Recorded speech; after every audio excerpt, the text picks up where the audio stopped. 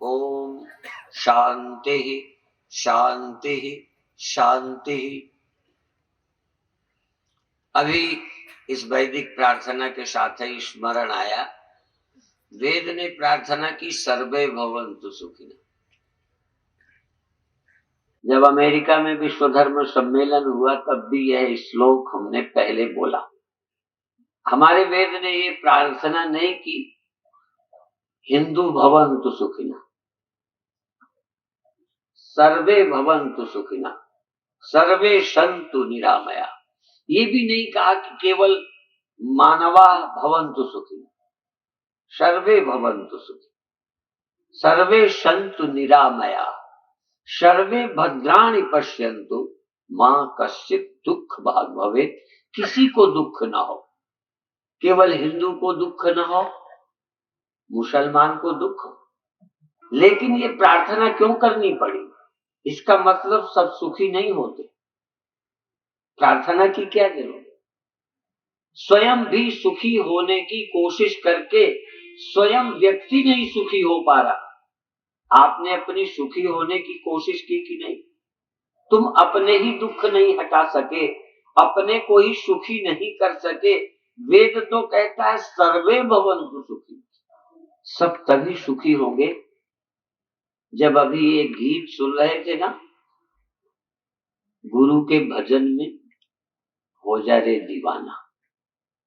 गुरु का मतलब किसी आदमी के भजन में नहीं, गुरु एक तत्व है, गुरु कोई व्यक्ति नहीं। पहले जब हम एक सवाल लगाया करते थे तो उसमें कुछ सवाल हल करने के लिए गुरु होते थे। गुरु उस ढंग से सारे सवाल हल होते थे, उसे बोलते थे गुरु।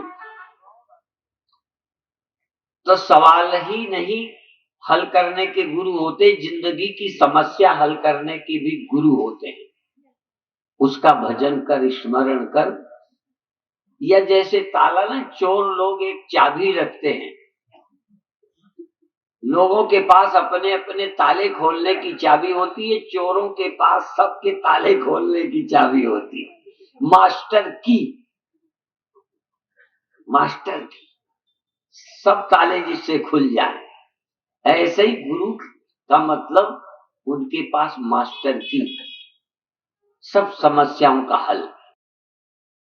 बीच बीच में कभी चित्रकूट की एक दमा बूटी का प्रचार होता जो शरद पूर्णिमा को खाई जाती। किसी तरह का दमा का रोगी होता है, वो दमा बूटी एक ही चलती। ऐसे ही मनुष्य की समस्याओं के लिए एक दमा की उस बूटी की तरह है, वो है परमात्मा का स्मरण। मास्टर की है। अभी आप सुन रहे थे, इस स्वप्नों की दुनिया का क्या है ठिकाना। भले तुम इसे स्वप्नों की दुनिया नहीं मानते, लेकिन इसका ठिकाना तो नहीं है। एक संत से मैंने सुना था कि गेहूं की उम्र कितनी होती है, गेहूं, चने की, मक्की की, ज्वार की, जो पैदा करते हो साल दो साल बाद उस नीरस होती है, बेकार हो जाती है। गेहूं चना साल दो साल रहता है, यही उसकी उम्र है, फिर खराब हो जाता है। उससे बना जो आटा है ना, आटा, उसकी उम्र महीने दो महीने की होती है, आटा खराब हो जाता है।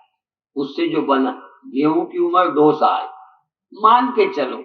आटे की उम्र 2 महीने और रोटी की उम्र, उससे बनी रोटी की उम्र 2 दिन भी नहीं, और रोटी से बने आदमी की उम्र 2 दिन भी पक्का नहीं। इसका कोई ठिकाना नहीं। इसलिए स्वप्नों की दुनिया का क्या है ठिकाना? रोटी तो एक दिन गारंटी, अपन रोडई में जाते ही आधे ही चले जाए, क्या पता किस दिन चले जाए।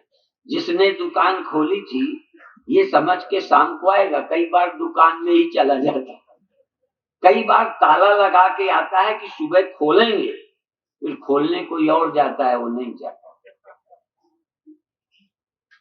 कई बार डॉक्टर जाते हैं दूसरे को बचाने, डॉक्टर ही चल बसता है। इसीलिए जिंदगी का कोई ठिकाना नहीं, इसलिए स्वप्नों की दुनिया है।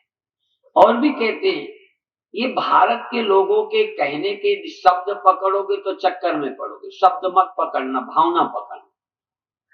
ये सभी लोगों से सुना होगा, 4 दिन की चांदनी फिर अंधेरी रात।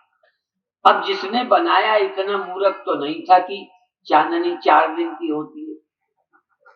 उसे मालूम है 15 दिन की शुक्ल पक्ष, 15 दिन का कृष्ण पक्ष होता है।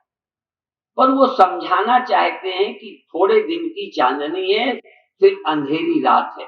यद्यपि बराबर है, पर फिर भी चांदनी कम दिन की लगती है, रात ज्यादा लंबी लगती है। इसलिए 4 दिन की चांदनी फिर अंधेरी रात, अर्थात जिंदगी जो है 4 दिन की है। मौत कितने दिन की? मरोगे कितने दिन के लिए? देखो, जिंदा की तो गिनती है कि इससे ज्यादा संभावना नहीं है।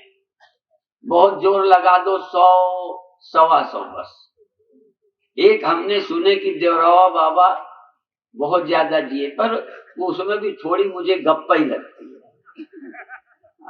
मैं ज्यादा झूठ नहीं बोल पाऊंगा। 100 से ज्यादा हो गए, 100 से ज्यादा तो हो जाते। और हमारे यहाँ वेद ने 100 वर्ष तक स्वस्थ होकर काम करते हुए जीने की प्रार्थना की। कड़िल कड़िल के तो 100 भी पहुंच जाओ तो क्या है, वो तो रोटियां बिगाड़ोगे और खाट बिगाड़ोगे और क्या करोगे। किसी काम के तो रह नहीं जाओगे।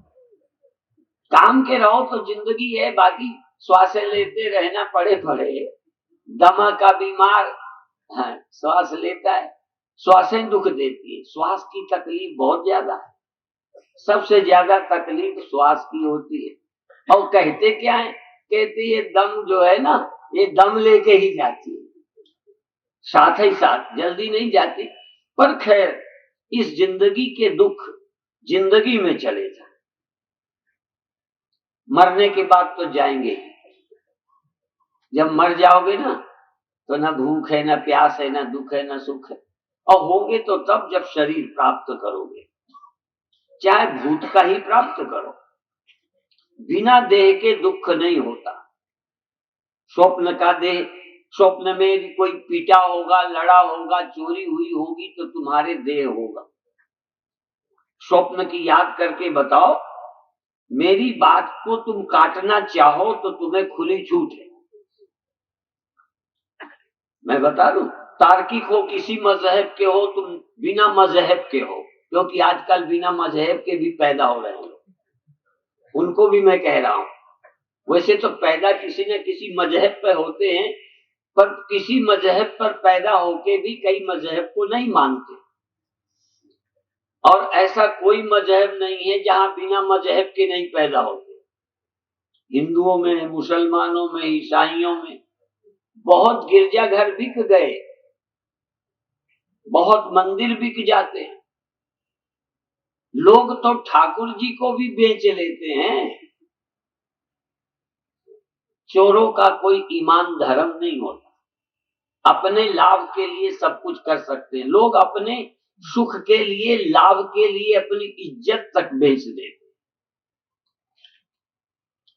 तो खैर, विषय है कि ये जिंदगी 4 दिन की है, फिर जिंदगी नहीं, फिर मौत है। लेकिन हम लोग कहते हैं कि जिंदगी सदा की है, मौत थोड़े दिन। मौत तो अज्ञानता का नाम है। आत्महत्या, एके चात्महनो जना। आत्महत्या मुझे नहीं कहते जो जहर खा के मरते। आत्महत्या ऋषियों ने, गुरुओं ने, शंकराचार्यों ने, उपनिषदों ने उसे नहीं कहा जो रेल की पटरी में मरते। जो आत्मा को भूल गए, समझो उन्होंने आत्महत्या कर ली। जो सत्य को भूलकर व्यक्ति बन गए, जैसे मिट्टी मिट्टी ना होकर घड़ा जाने, मिट्टी को बिल्कुल ही भूल जाए, मिट्टी का अस्तित्व ही ना पता हो और कोई घड़ा हो, तो समझोगा मरा। यदि मिट्टी है तो मरेगा ही नहीं। असल में यदि हम सिर्फ जन्मे हैं, अजन्मा है ही नहीं। यदि सिर्फ हम जन्मे हैं, जन्मने के पहले हम नहीं हैं, तो निश्चित मरेंगे। यदि जन्म के पहले भी हम हैं तो मरने का प्रश्न ही नहीं उठता। जो जन्म के पहले है वो कैसे मरेगा? यद यद जन्यम तत्तद अनित्यम, जो जन्मता है वो मरता है। अब जन्मा है घड़ा कि मिट्टी जन्मी है। महाराष्ट्र में कुम्हार घड़े को जन्म देते हैं कि मिट्टी को? जरा ख्याल करके बताना कि आपके यहाँ मिट्टी पैदा करने वाले कुम्हार हैं या घड़ा पैदा करने वाले? इसलिए इनको कुंभकार बोलते हैं, जो कुंभ को बनाता है, मिट्टीकार नहीं बोलते। ये सराफे वालों का एक नाम बिल्कुल झूठ है। ये लोग कहते हैं स्वर्णकार, ये बिल्कुल गलत है। ये स्वर्ण बना ही नहीं सकते। यदि ये बना लेते तो काहे डाका डालते। स्वर्णकार नहीं है, आभूषणकार है, गहना बनाते हैं। सोना यदि ये बनाने जान जाते तो फिर लंकई न बना लेते। नहीं बनाते कोई, सोना कोई नहीं बनाता, मिट्टी नहीं बनाता। इसी तरह लोह को कोई नहीं बनाता, औजार बनाते। तो परमात्मा ने भी सत्य नहीं बनाया, सृष्टि बनाई। आदमी को तो छोड़ो, संसार पैदा किया गया है, परमात्मा या सत्य पैदा नहीं किया गया। जो पैदा किया जाए वो सत्य होता ही नहीं, वो सृष्टि ही होती है। और जो पैदा किया जाता है, चाहे ईश्वर पैदा करे चाहे इंसान, जो पैदा किया जाएगा वो सदा नहीं रहेगा। ईश्वर के पैदा किए सदा नहीं रहते। पेड़ भगवान ने पैदा किया, चांद सूर्य भगवान ने पैदा किया, सृष्टि भगवान ने पैदा की, तो उसी की नहीं संभालती। तो तुम सोचते हो हमारा लड़का न मरे, स्वामी जी सिर पे हाथ रख दो। हमारे हाथ रखने से बचेगा? ये बकरे की मम्मी कब तक खैर मनाएगी? बकरे की माँ बकरी सोचे इसका ठीक रखो। अब क्या रखें उसको? तो पैदा ही हुआ है बलि का बकरा। ये जो इतने पैदा हुए हैं, समझो बलि होने को ही पैदा हुए। अभी अभी सुन रहे थे ना कि श्री गुरु गोविंद सिंह जी की महाराज धर्म के कारण, देश के कारण, इस समाज के लिए उन्होंने वार दिए। सुत चार लड़के अपने वार दिए। तो लोगों ने पूछा चारों, कहा 4 मुए तो क्या मुए, जीवित कई हजार। और फिर जिनके अपने थोड़े हैं वो तो मरेंगे। थन खजूरा होता है ना, तो जिसके बहुत पैर होते, उसके 2-4 टूट जाए तो कोई फर्क नहीं पड़ता। जिनके 2 ही है उनमें एक हाथ टूट जाए तो गड़बड़ है। तो जिनके सारे संतान हैं, थोड़ी बहुत चली गई तो चली गई, इतने तो बने। जो सीमित बुद्धि के हैं, स्वल्प, जो केवल अपने कर्म के ही द्वारा होने वालों को अपना समझता है, ये मूर्ख क्यों बोलते हैं कर्मकांडी? कर्म करने वाला इसलिए मूर्ख है कि अपनी मेहनत से जो पैदा करता है उतने कोई मेरा कहता है। जिसको पेट से पैदा किया उसी को मेरा बेटा समझता। यशोदा ने तो जो अपने पेट से नहीं पैदा किया उसको भी अपना बेटा मान करके पाला, और वो कृष्ण हो गए, वो भगवान हो गए। तो अपने कर्म के द्वारा जो बनाते हैं उसी को मेरा मानता है, वो कृपण है। किसी के द्वारा पैदा हुआ है, सब मेरा है। वसुधैव कुटुंबकम। सुखी होना चाहो तो बुद्धि से हो जाओ। एक बार मैंने दिल्ली में देखा, बिल्कुल आंखों देखी बात है, गप नहीं। हम एक बारात में आमंत्रित थे, होटल में थी। कई बार बड़े बड़े होटलों में एक दिन में कई बारातें आती, तो मुझे ढूंढना पड़ा कि हम किस बारात में आए। तो हम इधर के फुटपाथ से बाईं तरफ से जा रहे थे, दूसरे फुटपाथ में बारात वाले नाचते गाते बाजे बजाते जा रहे थे। हम भी ढूंढने वाले थे, तो हमने गाड़ी खड़ी की इधर, तो हमसे आगे विदेशियों की गाड़ी आ गई और हमारे आगे खड़ी की, और उससे उतरे। उधर बारात वाले, इधर के फुटपाथ में बाराती नचे। वो विदेशी नचे और 5-7 मिनट नाचे बाजे के साथ और कार में बैठ के चले गए। अब तुम लोग अपने भाई की बारात में नचोगे, अपने बेटे की बारात में फूले फिरोगे, वो दूसरे की बारात में गा बजा के चले गए, क्या बिगड़ गया? तुम तो खुशी भी मुफ्त की नहीं लेते, इतने मूर्ख हो। मुफ्त की खुशी ले सकते थे पर नहीं लेना जानते। ये नहीं देखेंगे किसकी शादी है, बाजे बज रहे हैं नाच लेंगे।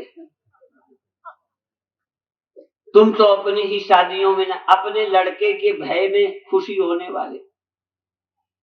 हमारे भारत में तो जिसकी पर्व के दिन लड़के की मृत्यु हो जाती है, परिवार के व्यक्ति की उस तिथि को कहते खून हो गई, उत्सव नहीं मनाते उस तिथि को। लेकिन एक परंपरा है कि यदि उस दिन कोई बच्चा अपने परिवार में हो जाए तो तिथि पुनः जीवित हो जाती है, फिर उत्सव मनाने लगते हैं। और यहाँ तक यदि पुत्र ना होवे, गाय के बछड़ा हो जाए तो भी तिथि वो फिर मनाने लगते हैं। माने इतना, माने गाय के बछड़े को भी मनुष्य जितना सम्मान दिया गया है, इतना अच्छा माना है। तो हम तो ये कहते हैं कि यदि किसी के पुत्र हो जाए, इस धरती पर हुआ है, तो हमारी तिथि फिर पुनः मनाने लायक हो गए।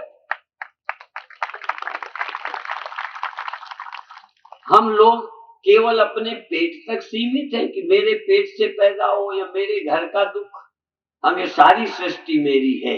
इसलिए महापुरुष, और एक रैक की कथा आती है, एक बैल की गाड़ी में चला करते थे, एक बैल की गाड़ी में रैक को।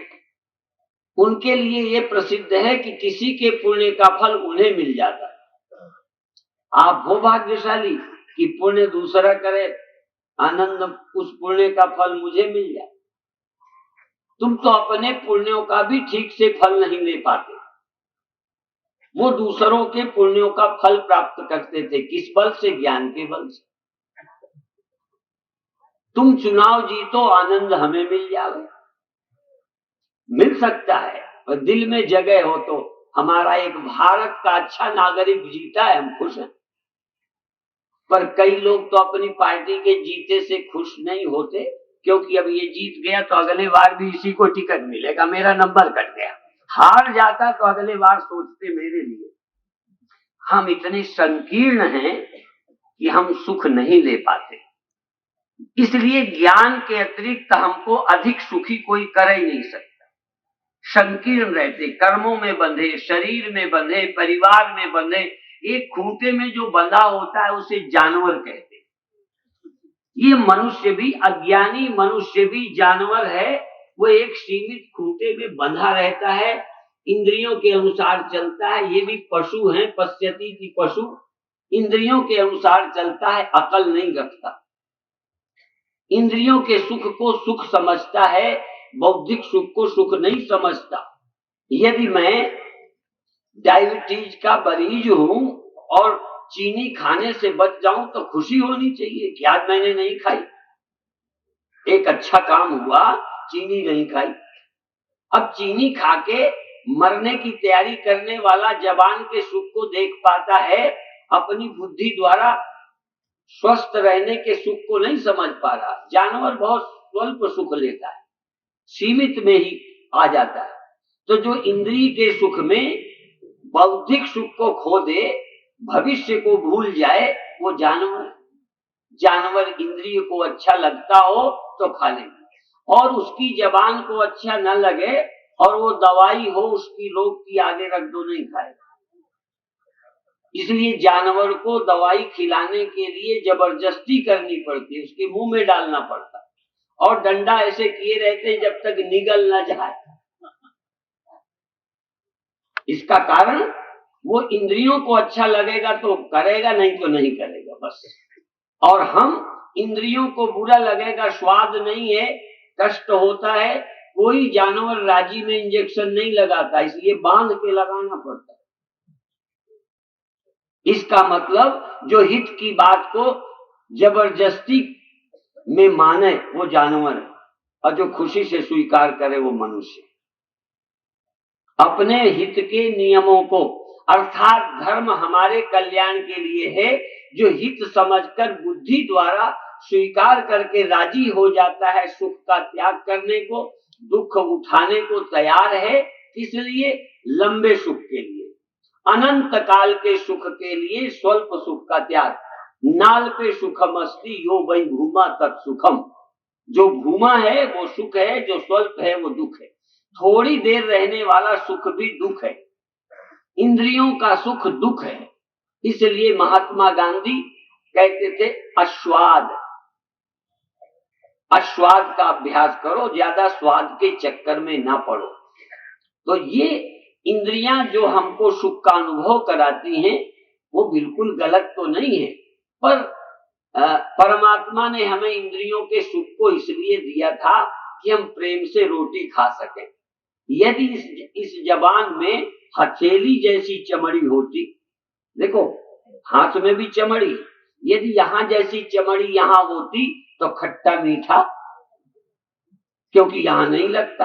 आत्मा तो है ना, कि यहाँ आत्मा नहीं है, सब कुछ है, पर यहाँ स्वाद नहीं आता। गुलाब जामुन मसलो मीठा लगेगा ना, अच्छा चटनी यही लगती है। इसका मतलब यही पर परमात्मा ने ऐसा बनाया कि कम से कम रोटी तो जबरदस्ती न खानी पड़े, प्रेम से खा सके। नहीं तो यदि ऐसी चमड़ी होती ना तो मजा आता नहीं, तो रोटी भी ठेला करते। आनंद से क्यों खाते हो? परमात्मा ने कि तुम सुख से रोटी खा सको। यहां तक यदि संतान उत्पत्ति में आपको क्रिया जनित सुख ना होता तो भगवान हाथ जोड़ता कि शादी कर लो, लड़का बच्चा चाहिए, मेरी दुनिया कम ना हो जाए, तो तुम कहते हमें फुर्सत नहीं। पर साहेब डार्दीन मुंगरा हाल ही पड़ा। परमात्मा ने ऐसा बनाया कि तुम्हारे बाप चक्कर काट रहे हैं, कई बार तो बाबा तक लौट आते हैं, गए गवाए लौट आते हैं। यदि भगवान ऐसा ना बनाते तो भगवान की दुनिया न चलती। इसलिए तुम चैन से रोटी खाते हो, विवाह करते हो, मनाना नहीं पड़ता।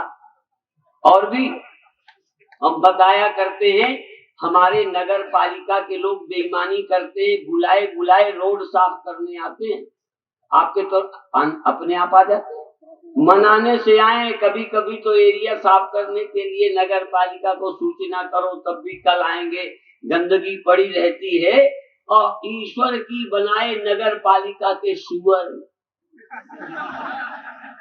ईश्वर की नगर पालिका के बनाए गिद्ध, कहीं पड़ा हो मांस वो ढूंढ के सफाई कर जाते।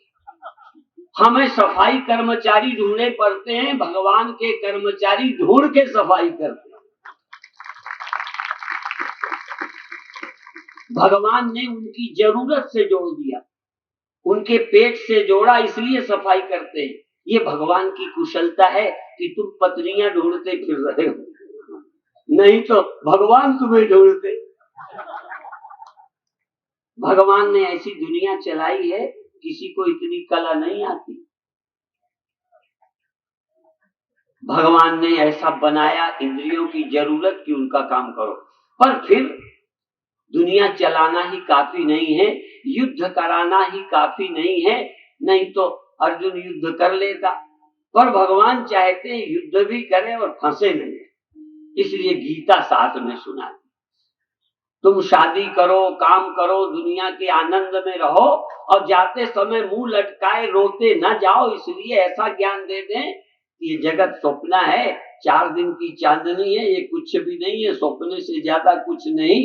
मोह निशा सब सो निहारा, देखई स्वप्न अनेक प्रकारा, यही जग जामिनी जागई जोगी, परमारथी प्रपंच वियोगी। इसलिए इस संसार पैदा हुआ है, सत्य तो था है आज सच, जुगाद सच है भी सच, नानक होशी भी सच, सदैव सौमेध मद्रासी, सदैव सौमेध मद्रासी। पहले सत ही था, बाद में सब हुआ है। सत पहले था, बाद में भी रहेगा। सृष्टि हुई है, एक दिन नष्ट हो जाएगी, फिर होगी, फिर नष्ट हो जाएगी। ये तो बनने मिटने वाली है, पर सत्य कभी पैदा नहीं होता, कभी समाप्त नहीं होता। इसलिए ये विदेशी आए तो कल हमको मंत्र सुनाया। इन विदेशियों को भी ये मंत्र मालूम, एक ओंकार सतनाम करता पुरुष निर्भव निर्भय अकाल मूरत अजोनी सहभर गुरु प्रसाद जप। आज सच जुगाद सच है भी सच नानक होशी भी सच। मुझे लगा इनको याद है, मैंने याद नहीं कराया। ये तो कुछ लोग पहले से आते हैं, कुछ नए आए हैं। ये भारत आते ही रहते हैं, कोई मेरे ही पास नहीं। आज विदेशी लोग भारत चक्कर लगा रहे हैं और इनके घरों में देखो, मैं व्यास गद्दी से बोल रहा हूँ, विदेशों में गया, इनके घरों में उपनिषद मिलते हैं, इनके घरों में गीता मिलती है, इनके घरों में योग की पत्र पत्रिकाएं मिलती हैं। और कभी कभी तुम्हारी गाड़ी में जब बैठता हूँ ना, तो गंदे गानों के कैसेट मिलते हैं। तुम्हारी गाड़ी में वो नहीं मिलते, दुर्भाग्य की बात है। तो आपकी गाड़ियों में बढ़िया कैसेट हो, अभी कैसेट का विमोचन, सीडी का विमोचन हुआ, तुम्हारे घर में अच्छे ग्रंथ हो। एक संत की पुस्तकें पढ़ी थी, पथिक जी नाम के संत हुए, अभी शरीर नहीं रहा। वो कहते थे माता पिता को चाहिए कि अपने बच्चों की बस्ते बैग देखें कि इनमें क्या क्या रखा है। उनकी चुपचाप बैग देखना चाहिए, तुम्हारे बच्चे क्या रखते हैं, किनके पत्र हैं, किनकी किताबें हैं, कौन सी पुस्तकें रखते हैं बच्चे। और तुम जब चले जाते हो तो कौन सा चैनल खोलकर तुम्हारे बच्चे देखते हैं, जो तुम नहीं देख सकते बच्चे खोल के देखते हैं। इसलिए बहुत लोगों ने तो पहले चैनल से परहेज किया था। कुछ अच्छे चैनल आने लगे तो कुछ लोगों ने चाहा कि लगा लेंगे तो फला की कथा आएगी, फला की कथा आएगी, तो तुम तो कथा सुनोगे। अब बच्चे जब तुम नौकरी में चले जाओगे तो दूसरे चैनल खोलते। पहले सिनेमा होता था तो हम अपने बच्चों को जाने से रोक लेते थे। अब सिनेमा कहाँ जाना, वो तो सीने में ही आ गया तुम्हारे। अब तुम्हारे घर ही घुस आया, अब तुम्हें जाने की क्या जरूरत। इसलिए मैं चाहता हूं भद्रम करने भी श्रुणुयाम, ये भी वेद का मंत्र, भद्रम करने भी श्रुणुयाम भद्रम पश्येमाक्षभिर्यजत्रा स्थिरैरङ्गैः तुष्टवाग्वं सस्तनुभिर्विषेम देवहितं यदायु। जो हमारी आयु है अच्छे काम में लगे, हम आंखों से अच्छी चीज देखें, जिनके दर्शन करने से मेरा मन पवित्र बने, वो बातें सुने जिनका सुनकर मेरा बिगड़ा मन भी सुधरे। हम जानते हैं, ये मत समझना कि ऋषि बुद्धू थे, इनको पता नहीं था। उन्हें पता है कि इंद्रियां ऐसी ही बनी है। ये तो दोहा सबने सुन रखा होगा, कोई भारतवासी शायद बचा हो जिसे ये न मालूम हो, जल की मन की एक गति, जल की मन की एक गति नीचे को ही जाए। पानी ऊपर को जाता है कि नीचे को, तो मालूम है ना संतों को कि मन नीचे को ही जाता है, हमारा भी जाता है। जल की मन की एक गति नीचे को ही जाए, बड़े यतन से राखिए तब ऊपर ठहराए। ये बांध बनाकर नहर में पानी लाया जाता, खेतों में नहीं आता नदी का, तो नदी का पानी रोका, थोड़ा ऊंचाई की, ऊंचाई करके नहर निकाली तो खेतों में पानी आए। आपका मन भी थोड़ा संयमित किया जाए तो वहां ले जाया जाएगा जहां काम आ जाएगा। बस अपनी इंद्रियों का, शक्ति का संयम करके ऐसी जगह लगा दें जिससे राष्ट्र का निर्माण हो, देश की रक्षा हो। इसलिए अपनी शक्तियों को रोक कर अच्छी दिशा में लगाना है, बस रोक नहीं रखना। बांध भी रोकने के लिए नहीं बने, ये भी ध्यान रखना। भाखड़ा बांध भी पानी रोके रहने के लिए नहीं है, इतना रोका कि साल भर जहां भेजना है तहां भेज सके। मन को इसलिए रोकना है, इंद्रियों का संयम करना है, ब्रह्मचारी बनना है कि जहां इस ताकत की जरूरत पड़ेगी तहां लगाएंगे, बस रोकना लक्ष्य नहीं है। इंद्रियां, घोड़े को प्रैक्टिस कराना, अच्छे से अच्छा घोड़ा लाया जाता है। पुलिस वालों के पास भी घोड़े रहते हैं, दौड़ाए जाते हैं, चलने वाला घोड़ा चाहिए। रद्दी घोड़ा थोड़ी की चले ही नहीं। तो मन और इंद्रियां शक्तिशाली चाहिए, पर नियंत्रण में रहने वाले घोड़े चाहिए। जिनके घोड़े अनसधे और सारथी कूद, तिनके रथ पहुंचे नहीं बीचे चकनाचूर। जिनके घोड़ों के लगाम नहीं थी, रस्सियां नहीं थी, चलाने वाला पी के चलाता था। पी के गाड़ियां चलाते हैं, पी के घोड़े हाँकते, फिर उनकी तो दुर्दशा ही होगी। तो जो मोह की मदिरा पिए हैं, अज्ञानता की गंदा साहित्य दिमाग में, उनके घोड़े कहाँ ले जाएंगे? घोड़े तो जाएंगे ही, घोड़े में बैठे को भी ले जाएंगे। कार अकेले नहीं जाती, जो बीच में बैठे हैं उनको भी ले जाते। कार को कुछ लोग ले जाते हैं, कार को जो लोग ले जाते हैं, कार वहां ले जाते हैं जहां हमें जाना है। और जो ठीक नहीं चलावे तो कार जहां ले जाती है तहां जाओ। तुम कैसी साइकिल चाहोगे? जहां तुम ले जाना चाहो तहां साइकिल जाए, जहां तुम न ले जाना चाहो तहां साइकिल ले जाए। बात तो जरा सी है। यही इंद्रियां तुम्हें शत्रु बन करके जाने कहां ले जाएंगी। यही इंद्रियां तुमको सुख के सागर में ले जाएंगी, आनंद के सरोवर में ले जाएंगी, अमृत सरोवर में ले जाएंगी, जीवन को धन्य बनाएंगी। पर थोड़ी देर जो मन की बेचैनी है, ये सभी लोग जानते होंगे, पशु रखने वाले भी जानते हैं। यदि जानवर हीट में आए, 2 दिन उसको संबंध नहीं करने दो तो हीट फिर चली जाती है, फिर महीने के लिए गई। 24 घंटे वासनाएं नहीं रहती, भूख लगती है, यदि थोड़ी देर न खाओ तो भूख मर जाती।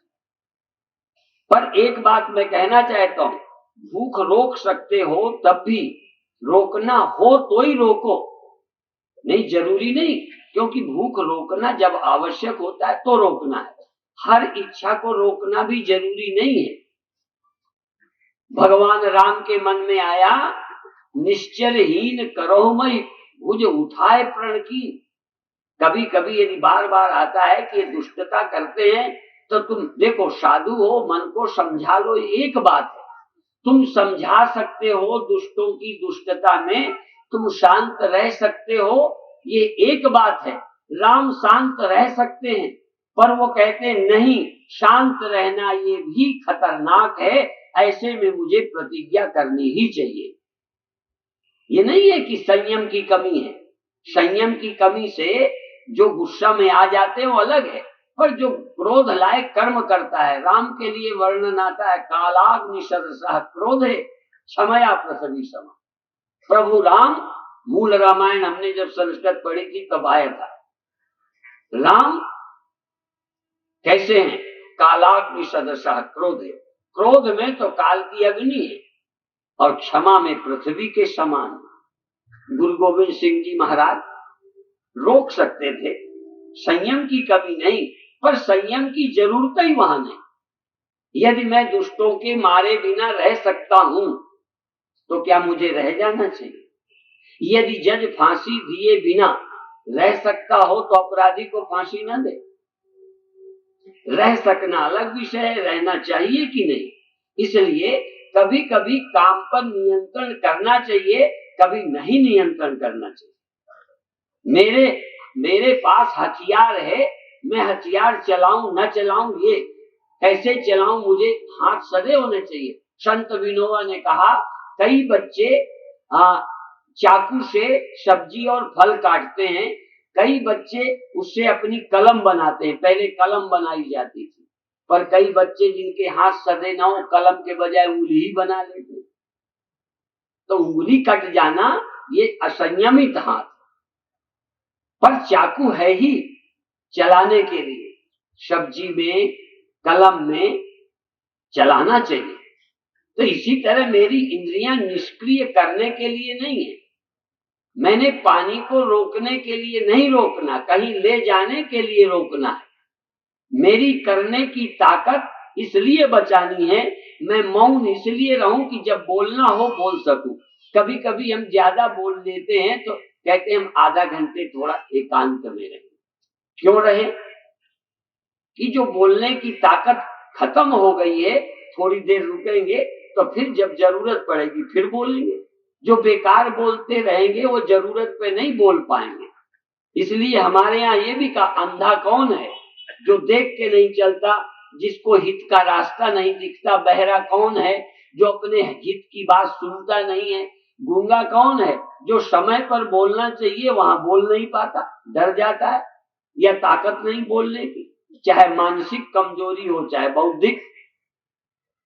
तो यदि ये गुरु उस समय न जन्मते तो कई लोगों की बोलने की हिम्मत नहीं थी। एक समय जब इमरजेंसी लगी हुई थी तो उस समय कुछ लोगों ने धीरे धीरे बातें उठाई, बोलने की हिम्मत ना पड़े इमरजेंसी के समय पर।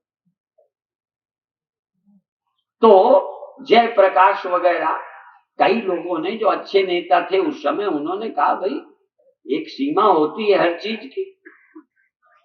तो देखो चाहे कोई हो, महाशक्ति भी हो, पर यदि हम कमजोर भी हैं पर मर ही तो जाएंगे और क्या होगा।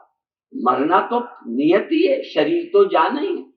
इसलिए एक बात सदा ध्यान रखो, मैं इस रहस्य को जानो, क्या न रहने वाली चीज है। यदि आज नहीं हम समय पर तैयार होते तब भी तो नष्ट हो जाए। मैं कहा करता हूं पके टमाटर यदि काम नहीं आएंगे तो धरे धरे सड़ जाएंगे। आप ऐसे ही धीरे धीरे बूढ़े हो जाओगे, चले जाओगे। तब कुछ करके जाना चाहिए कि ऐसे ही। हाँ, तो देखो जाना तो है, पर जो लोग समय, जब प्रभु राम के पास गिद्ध आया जटायु, तो उन्होंने कहा बोलो तुम क्या चाहते हो, कहो तो मैं तुम्हें फिर से ठीक कर दूं, स्वस्थ कर दूं। तो कहते स्वस्थ कर दोगे तब भी कभी तो मरूंगा, पर उस समय आप नहीं होगे। आज मैं आपकी गोद में हूं, ऐसा समय कब मिलेगा। प्राण का अंत तो होना ही है, पर मैं आज आपकी गोद में मेरे प्राण छूटेंगे। तो समय, अब ये हिम्मत, मान लो हम ही भगवान की गोद में हो और वो पूछे तो लगेगा आप जिंदा ही कर दे। ये मरने का इतना डर पकड़े रहता है कि भगवान की गोद में भी आनंद से शरीर छूटे। अब हम तीर्थ में हो, एक बार गंगा स्नान का समय था, जैसे अभी अभी आया है, जो लोग गए थे हज के लिए, कुछ लोग नहीं रहे। अब है तो चिंता का विषय, लेकिन एक ये कि हमारे यहाँ तो कहते गंगा में चले गए तो चले गए। तो एक बार कुंभ में हरिद्वार के कुछ लोग, हाँ प्रेम प्रकाश आश्रम के लोग काफी चले गए। तब कई लोग जिनके नहीं गए थे वो कहते थे देखो कितना अच्छी गति हुई गंगा में, पर्व के दिनों में आराम से चले गए। तो हमने कहा यदि हमारा नंबर आवे तो। अब दूसरे के लिए तो मन सोचता है अच्छी गति हुई, मान लो गोद में ही हमें शरीर छोड़ने का मौका मिले तो अपन राजी है। गीत के लिए तो सोच लेते हैं, दूसरों के लिए सोचते हैं।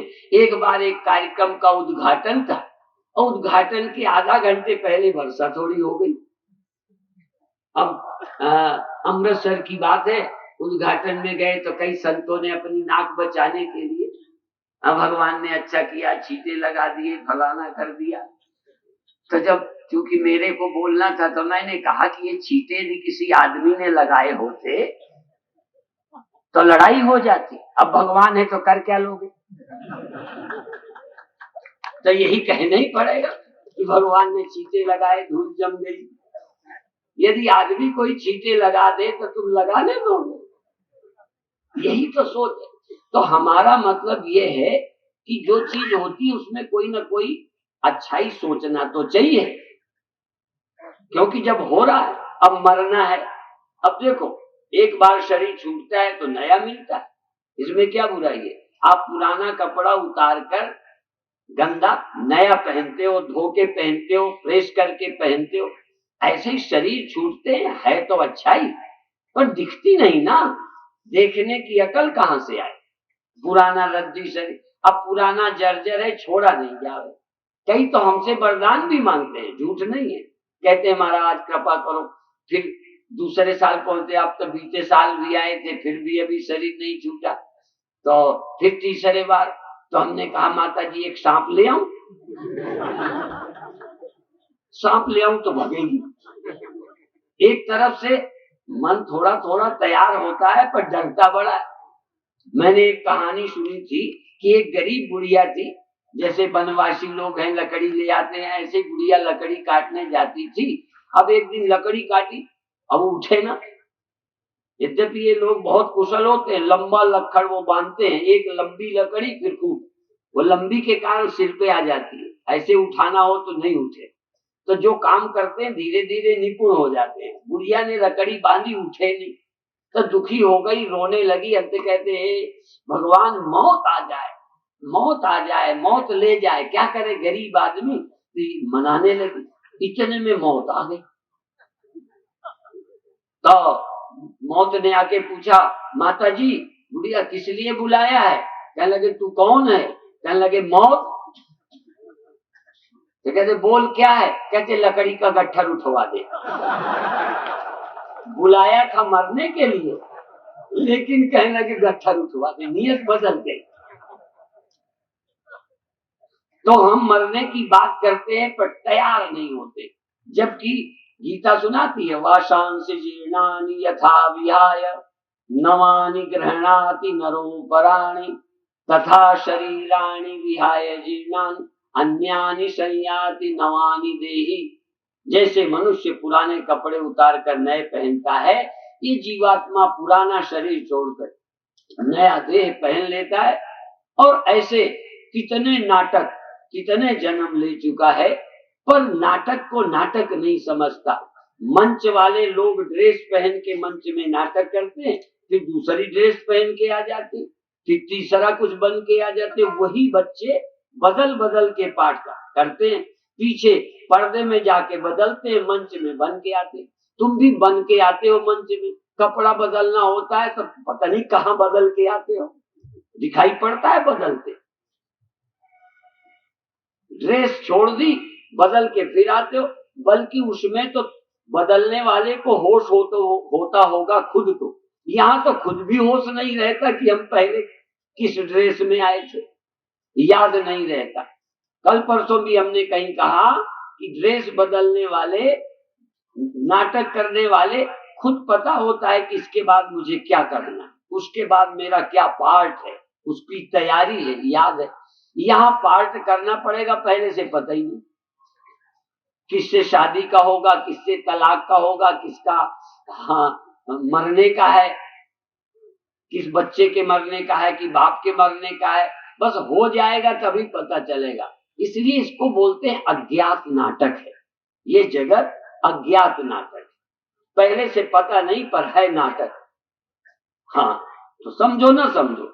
इसीलिए कोई कहते हैं जगत दुखांत नाटक है, चाहे कैसा बीता हो अंत में दुख मरना, इसलिए जगत दुखांत नाटक है।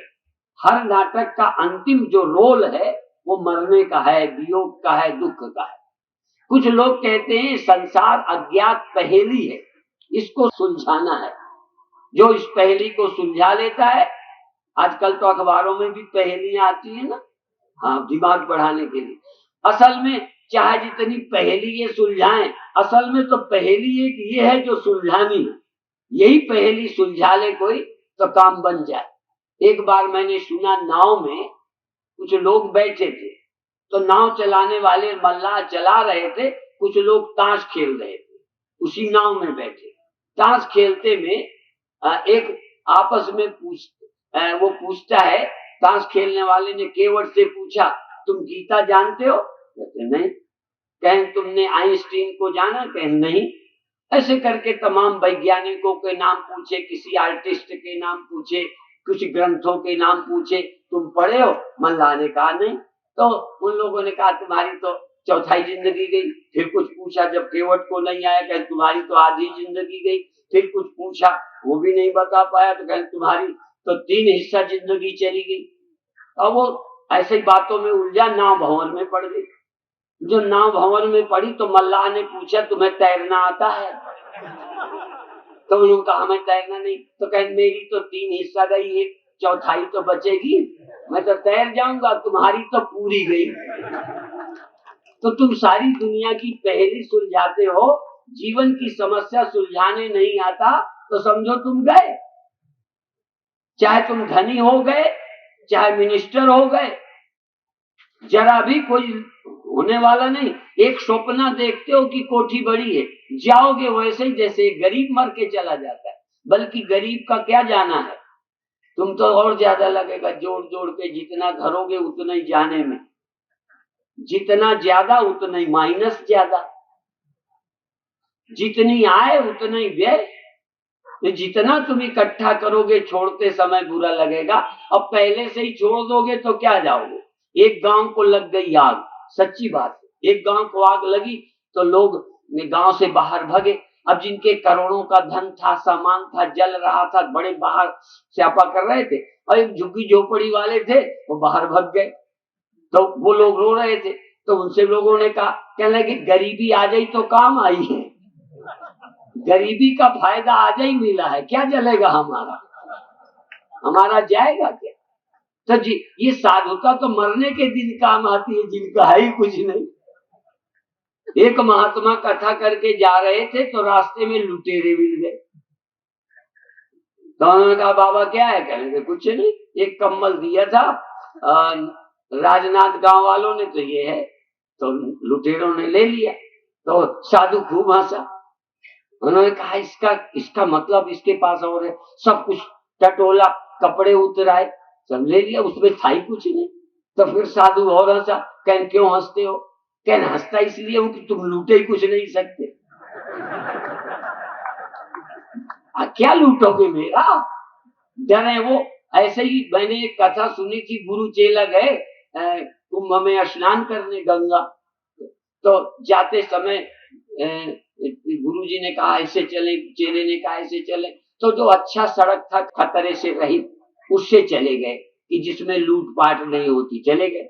गंगा स्नान किया तो चेले ने देखा, पहले चेले ने नहाया, गुरुजी बाहर रहे थे, गुरुजी नहाने गए तो चेले ने जो गुरुजी के बैग में सोने की कुछ चीजें रखी थी धीरे से पानी में गिरा दिया।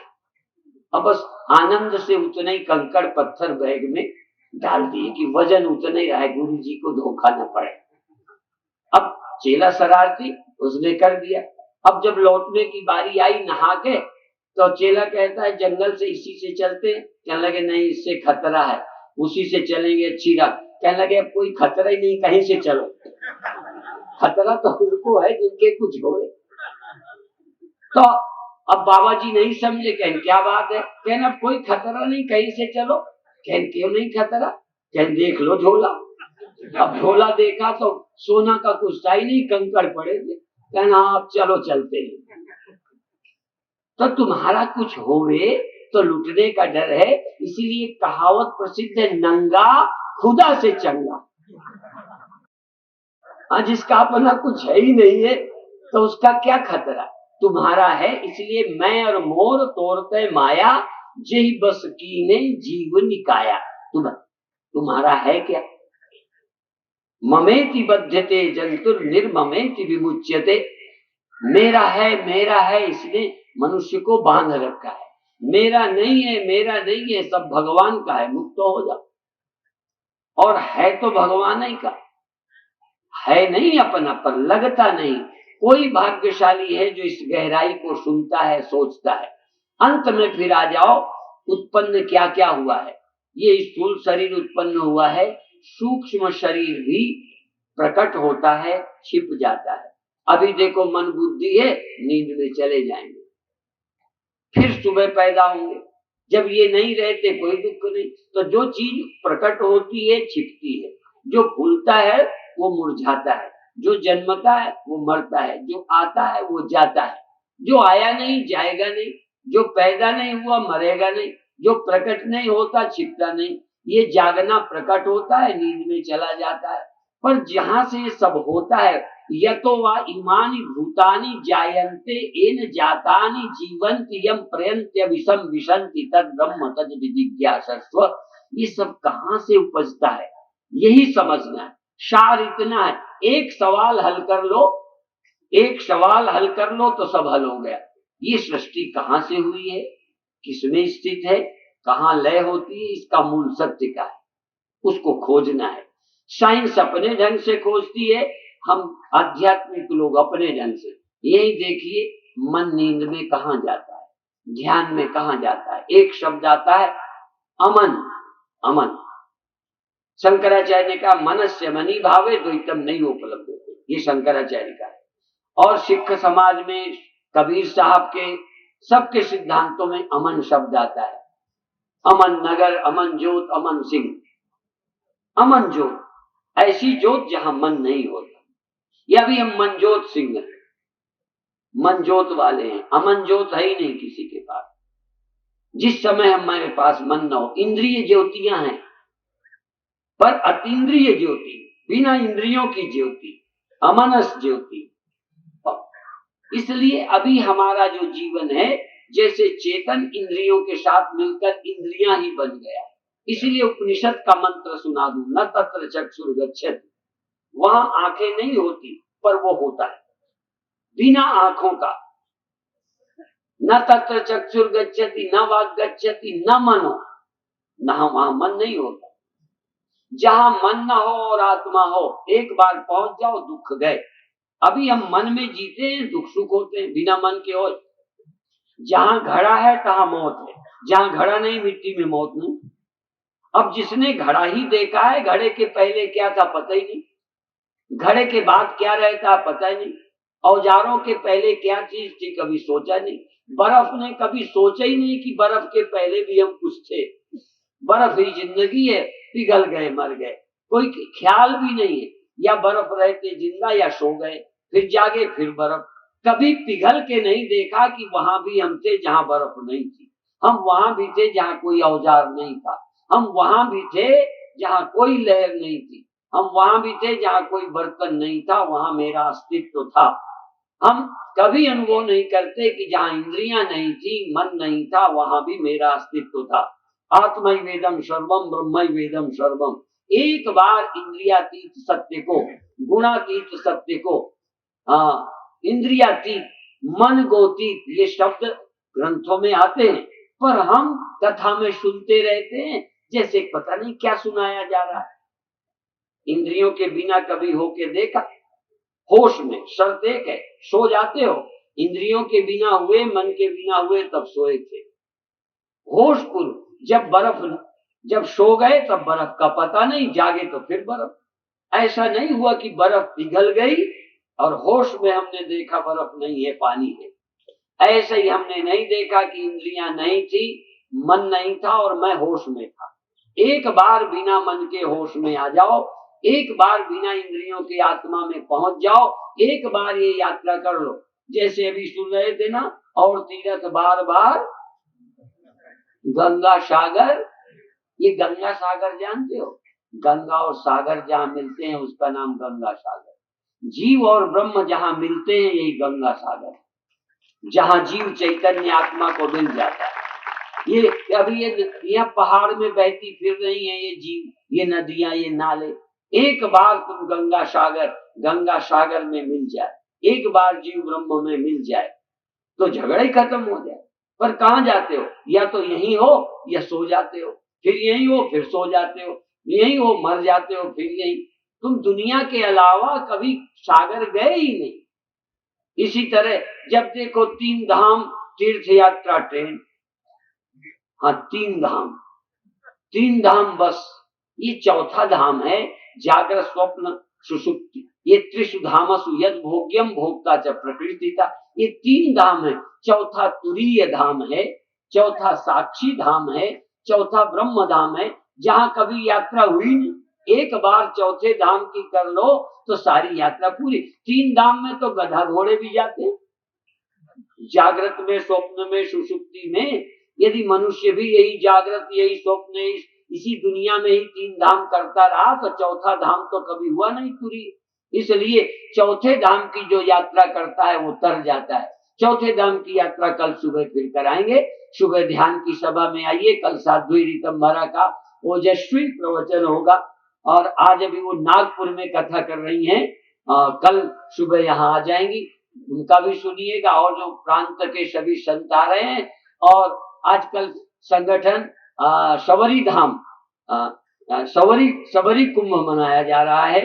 जो हमारी शबरी जात के लोग इधर उधर जा रहे हैं, जिस शबरी ने साधुओं तक को जो जो तालाब की शुद्धि में जो साधु शबरी से परहेज कर रहे थे, उनके द्वारा तालाब शुद्ध नहीं हुआ, शबरी के द्वारा तालाब शुद्ध हुआ। ऐसी शबरी के वंशज जो इधर उधर किसी गरीबी या परिस्थिति या लोभन प्रलोभन, आजकल जैसे बच्चों का चरित्र हरण कोई छोटी छोटी चीजों के नौकरी के बहाने करते हैं, जैसे अपराध है, ऐसे ही किसी दवा दारू के बहाने, शादी ब्याह के बहाने या पढ़ाई लिखाई के बहाने, रुपए के बहाने जो धर्मांतरण होता है, अपराध है। पर सरकार जब तक अपराध घोषित नहीं करती तब तक अपने भाइयों को वापस करना। यदि मेरा कंबल कोई चुरा ले गया है और अपना नाम लिख दे और हम पहचान जाए तो उसका नाम फेंक कर अपने कंबल को ले लेने का हमें अधिकार है। इसलिए अपने भाइयों को वापस करने की हमें पूर्ण स्वतंत्रता है। ओम शांति शांति से।